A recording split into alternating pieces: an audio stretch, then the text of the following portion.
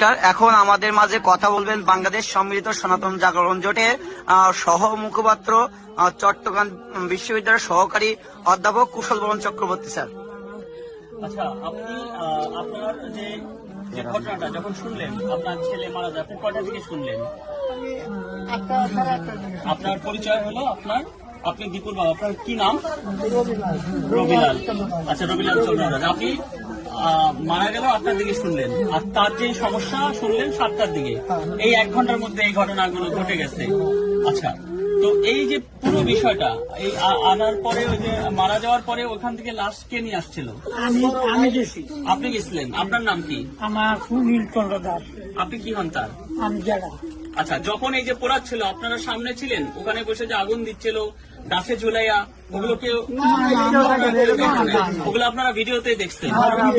আচ্ছা, তো শোনেন, আমি আপনাকে বলবো, আইন আপনার কি মামলা করছেন? না, মামলা কে করছে? মামলাটা হয়েছে, এখন ছেলে কে করছে?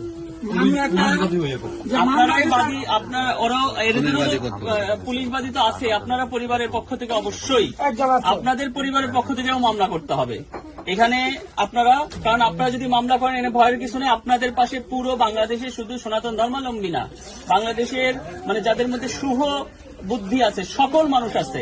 আপনার ভয় পাওয়ার কিছু নাই। এবং আপনাদের আমরা এইটুকু আপনাদের কথা দিতে পারি যে আপনাদের এই পরিবারের বা এই যে এর যে বাচ্চা, ছোট্ট একটা বাচ্চা, কয় বছর বয়সে?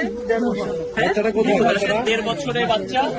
এই 1.5 বছরের বাচ্চার অন্তত দায়ভার আমরা নেব, যে এর পড়াশোনা থেকে সমস্ত কিছুর খরচ আমরা বহন করব। আপনারা চিন্তা করবেন, এইটুকু আপনাদের বলে। আপনার ছেলেকে তো আমরা ফেরত নিয়ে আসতে পারবো না, বুঝছেন? কিন্তু সে যে এই যে উগ্রবাদীদের নৃশংসতায় যেভাবে মারা গেছে, আমি মনে করি যে এটা বাংলাদেশের একটা লজ্জা পুরো দেশের, এবং যারা হয়েছে তাদের দৃষ্টান্তমূলক আমরা শাস্তি আমরা চাই। তো আপনার সাথে সর্বশেষ আপনার ছেলের কতদিন আগে দেখা হয়েছে? আপনার সর্বশেষ? আচ্ছা আচ্ছা, ঠিক আছে মাসিমা, আপনি কাঁদবেন না।